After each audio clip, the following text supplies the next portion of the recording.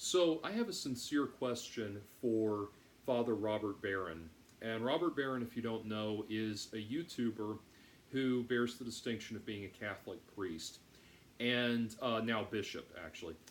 And so I am not Catholic, and I have no desire to be Catholic. I have very specific disagreements with Catholicism, both spiritually and in terms of the practice of the church. One of which I will get to here in this video. But uh, I, while I am not Catholic and don't desire to be one, I've watched a tremendous amount of Robert Barron's content because through it all, it is very interesting. He blogs about matters of, answering theological questions, things about church history, which is actually a lot more interesting than I thought it would be. And then even talks about matters of, movies and music and things in popular culture, and offers a perspective that you wouldn't normally see. And he is an unbelievably learned man in his field, and in the larger spectrum of literature and philosophy and that kind of thing as well. So he has a lot of really interesting content, and it's interesting because he's someone that I very often don't agree with, but still find his perspective interesting. When it comes to political matters, I would say that I probably agree with him about 20% of the time. But it's still interesting to hear him articulate his position. I'm always interested when people can articulate a position, can give me clarity on a position I don't agree with, and so that's always interesting. And that's something that's interesting to me, and and for that reason, I'm interested to hear what he has to say. There is something though that I just and to give you a simple example of where we would disagree on something, he is very adamant. He says that in his opposition to gay marriage, I'm for gay marriage, but in his disagreement with gay marriage, he says that the Catholic Church is not anti-gay per se. It just only wants you to have sex within the bounds of marriage for the sake of producing a child, because that's the ultimate expression of sexuality. And my question that inevitably comes up there is, well, what about couples where one of the two people is infertile? Does that mean they just never get to have sex? It's things like that, and to my knowledge, he's never answered that question, but he's got a lot of content, so I don't know. One thing I've checked into, though, one topic he's never gotten into that is very interesting to me, is this. And what really prompted me to ask about it, first I was just like, well, he's maybe never said anything about it. But what really prompted me to bring this up was I've seen him multiple times in different videos say that the Catholic Church has always been about gender equality. That it has always been about gender equality, and it has never had any record of discrimination against men and women. Okay, so here's the question I have then. How do you account for the Magdalene Laundries?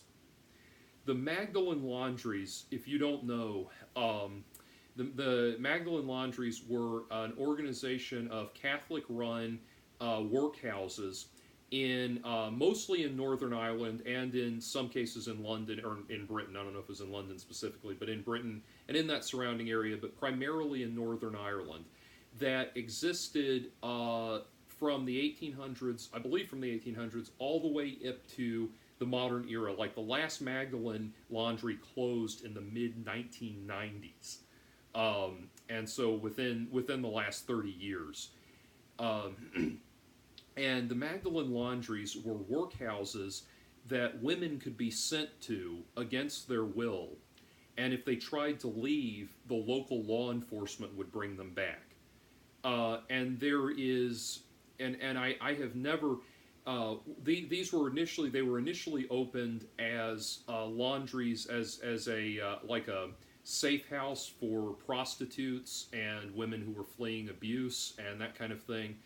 But what they ultimately morphed into were these concentration camps, these forced labor camps, where women could just be brought by, unwed women could be brought by their families and left there. And there are several documentaries that I've seen. Some of them are on YouTube. I'll link to a few in the low bar. But there are several documentaries on this topic that I've seen. There's also an excellent movie called The Magdalene Sisters that dramatizes the experience. And in one of the documentaries I saw, for example, in fact, it's the one that came with the DVD.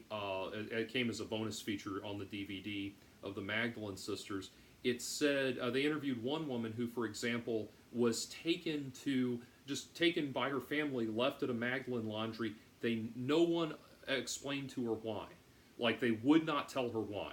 That she's treated like a criminal. She's locked up, forced to do manual labor against her will. Finally, she broke down and just demanded to know why she was there. They wouldn't tell her. And one of the nuns said, well, we looked at you and you were pretty as a picture. And pretty as a picture. And we decided, as beautiful as you are, it was better for you to be incarcerated, they didn't use incarcerated, it was better for you to be here, to be put to work here, than risk hellfire damnation for doing potentially doing sexually immoral things. She'd never done anything. She was she was incarcerated for life. And she was eventually able to escape, but she was incarcerated for life. Damned to do forced labor against her will for the high crime of being pretty. And that was, this was the case over and over again. Women who got pregnant out of wedlock, women who were raped and sexually assaulted, women who were suspected of any kind of sexual immorality, anything was enough to get them put away in forced labor, doing forced labor for the Catholic Church. They turned a tremendous profit for the church doing unpaid labor. And I believe it was the sisters, when the last laundry closed, I believe it was the Sisters of Mercy America who issued an apology for what had happened, for the atrocities that were carried on there. And to clarify, by the time the last one closed, from what I understand, when the last one closed in the 90s, that was really just housing elderly women who were shut-ins at that point. But the organization and the system continued all the way up into the 90s, and they actually found mass graves on the property. They found mass graves of women who had died and just been buried without any kind of dignity, without any kind of recognition, without any kind of service, just dumped into mass graves and left to rot.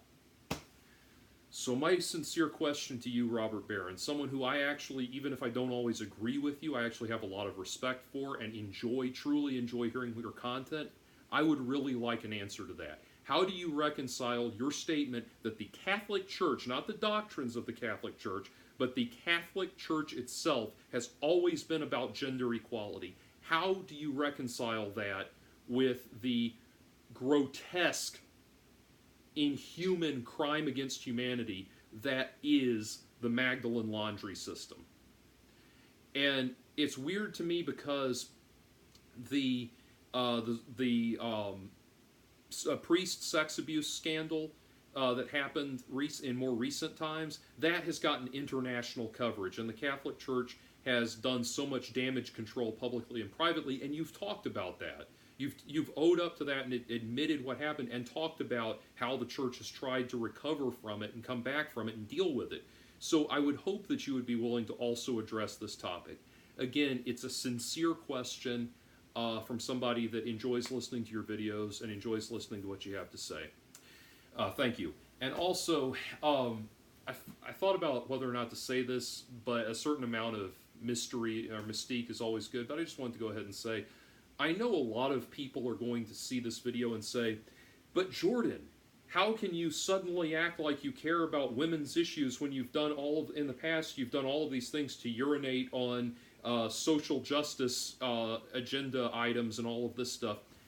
Try to understand the difference, people. On the one hand, you got women being incarcerated against their will in a concentration camp and condemned to do a life of slave labor for absolutely no crime whatsoever. And on the other hand, you have, people who complain about things like the recent a recent iteration of Assassin's Creed coming out with no playable female characters in the multiplayer. Can you kind of understand why I care about this one and not this one? Anyway, would love to hear a response from Father Robert.